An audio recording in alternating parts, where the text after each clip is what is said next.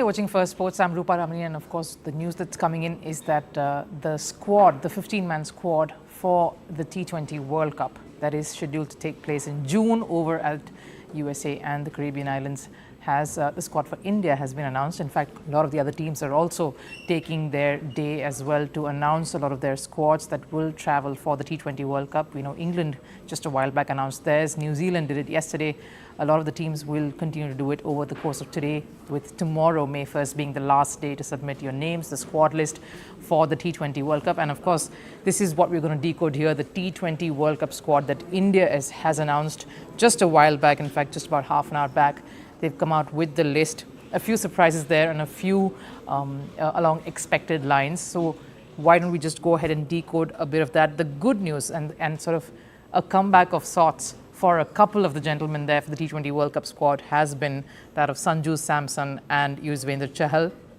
Really heartening to see this. You know, you keep talking about just when will someone like Sanju Samson in particular get a break. You know, he's always been there on the fringes delivering, and to see his name on that list is definitely heartening for a lot of people who've been wondering when will a talent like Sanju Samson really get a realization on a World Cup stage, and he gets that chance here today. A few expected lines, you know, when we say that we have someone, I mean, Rohit Sharma is captaining the squad. No surprises there. There was the announcement that Jay Shah, the secretary of the Indian Board of Cricket, announcing some months ago that Rohit Sharma would be captaining the T20 World Cup squad as well. So no surprises there. The big one here after that is Hardik Pandya being announced as the vice captain, the vice to Rohit Sharma. Again, this sort of opens up a lot of room for discussion. The one thing is, the board is in effect saying that we really aren't looking at what's happened at the Indian T20 League. We're not seeing what he's performed at the T20 League that's being on for the last 1 month. We're looking at what potential Hardik Pandya has as a pace bowling all-rounder in the Indian setup for a T20 World Cup. Just looking at purely what he brings to the table as an all-rounder is what they have gone with, and they've decided to give him that responsibility as well as that very, very key role. So he is going to, of course, feature in that 11. That's putting a lot of faith. That's in effect saying, what happens here in the T20 League doesn't matter. We believe in your abilities. We believe in what you can bring to the table and what you add, the asset you are to an Indian T20 World Cup campaign. I think that's in effect what the board is trying to say with this decision, with this squad, as far as Hardik Pandya's inclusion goes, and as far as the responsibility that he's been given, that of vice, and that to Rohit Sharma, someone he in fact replaced in the Mumbai franchise, in the IPL franchise as captain. So that's going to be a very, very interesting and a keen equation that we want to see play out. But of course, when it comes to India, you know that these guys all come together and they will perform at their best. Needless to say, the heartening thing, of course, to see someone like Yashasvi Jaiswal featuring in that scheme of things as well. It will be interesting to see who will, in effect, open the Indian batting alongside Rohit Sharma. We know he's going to be one of the openers. Will it be Yashasvi Jaiswal, who's come back into a bit of a form after a rather slow start in the league with that scintillating 100 just a week back? So he's looking good. And then, of course, Virat Kohli, again, a big inclusion there. Also on obvious lines, when you have someone like Rohit Sharma coming in and helming affairs there as a captain, you have to have someone like Virat Kohli as well. Could pretty much be the last World Cup in many ways for these two together. We know that just in the last game of the weekend, when Bengaluru scored a win in the Premier League, Virat Kohli came in with a very, very crucial 70-odd half century there, you know, of 30 to 40 deliveries. And he said that, you know, people are talking about strike rate, people keep talking about the numbers when it comes to T20, but this is muscle memory. That doesn't matter to me. Of course, sending out a very strong message that numbers really don't mean anything to someone like Virat Kohli. He's meant to be in the 11. He's meant to be playing the T20 World Cup, and that's what's reflected here in that squad sheet as well. The few others, again, on expected lines, someone like Surya Kumar Yadav, not had a very loud Premier League so far, not had a very loud T20 league so far with the Mumbai franchise. A couple of good knocks here. But again, he's showing glimpses of what he's capable of, and that's exactly some thinking behind the selection committee coming out with these names. They're not just looking at what has happened in the T20 league here. But of course, mixed signals when it comes to a few selections, and I'll get to that in a bit.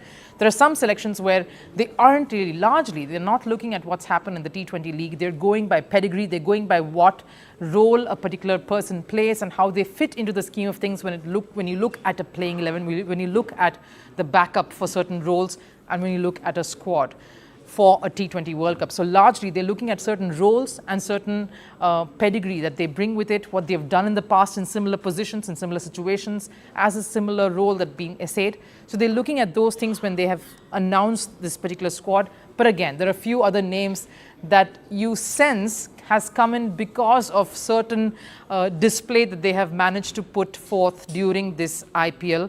And that one name I'd probably put out is someone like Shivam Dube. He finds himself here in this squad instead of, he's obviously looking at him as a batting power play finisher, because he is an all-rounder, though we haven't seen him bowl at all. Owe it to the impact player rule that we haven't seen Shivam Dube come in as a bowler. He's only performed as a lower order, a middle to lower order finisher, a batter who's gotten those big hits going. What's disappointing, of course, so this is that you don't see someone like a Rinku Singh in that main squad. He's of course named as a reserve, but that's a little unfortunate because he's someone who's shown so much of promise. He's gotten chances in the India setup, especially in the last year. Came up with some amazing knocks. So a little disappointing that he misses out on that top spot on the main list.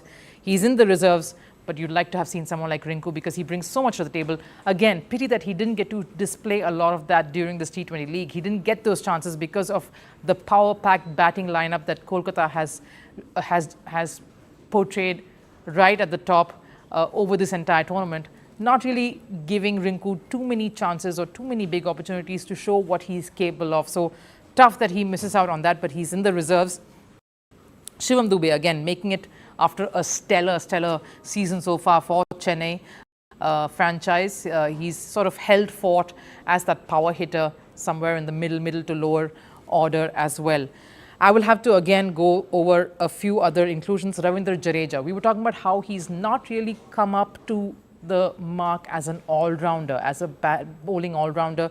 His batting has sort of not been as electrifying as you've seen him to perform in the past, but he's there in the squad. So too Akshar Patel. Again, that's something that I have to sort of put it down to the performance over the last few weeks. He's really stepped up as an all-rounder, pitching in with the bat as well as the ball. So nice to see him there.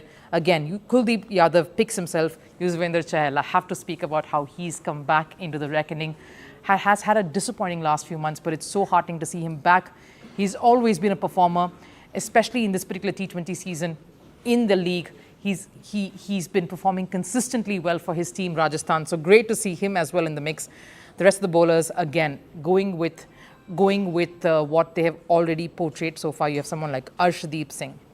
You have Jasprit Bumrah, again, picks himself. Mohammad Siraj didn't have a very good season here, but again, the board telling them that they know what they're capable of, especially when the big platform comes, the global stage comes in front of you with those other very strong opponents. You know what Mohammad Siraj is capable of doing. The reserves, Shubman Gill, again, someone we know that has missed out on the play on the main squad. Probably Yashasvi Jaiswal there pipping Shubman to that spot. Khalil Ahmed, Avesh Khan, who've had a very good T20 season as well as Rinku Singh rounding that off. So a few misses there, but again, the big one, I missed this one at the top, but leaving the best for the rest, Rishabh Pant. How amazing will it be for someone like him to have struggled and come back after a near-death car accident to make it to the Premier League season, captaining his side, has come out really hitting the stride. He started off a little slow, but has sort of built the momentum enough to impress the selectors and really show the faith that they have obviously have in him as their prime wicket-keeper. He's number one, of course, Sanju being the backup wicket-keeper. Rishabh Pant comes back into that World Cup squad. Absolutely heartening to see someone like him make it again. Just to sort of round this up before we go, we do know that 5th June is when India's first World Cup match will take place. That's in New York against Ireland, but the big one that everyone's obviously waiting for is India versus Pakistan on the 9th of June, also in New York. Can't wait for that. But this is the squad that will be there in about a month from now,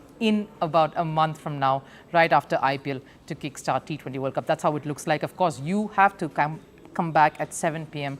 on Firstpost to catch a little more of a decode of what were the hits and misses and how does this squad look as compared to the other World Cup teams that have been announced so far that will take on the world at the T20 World Cup that's coming up in June.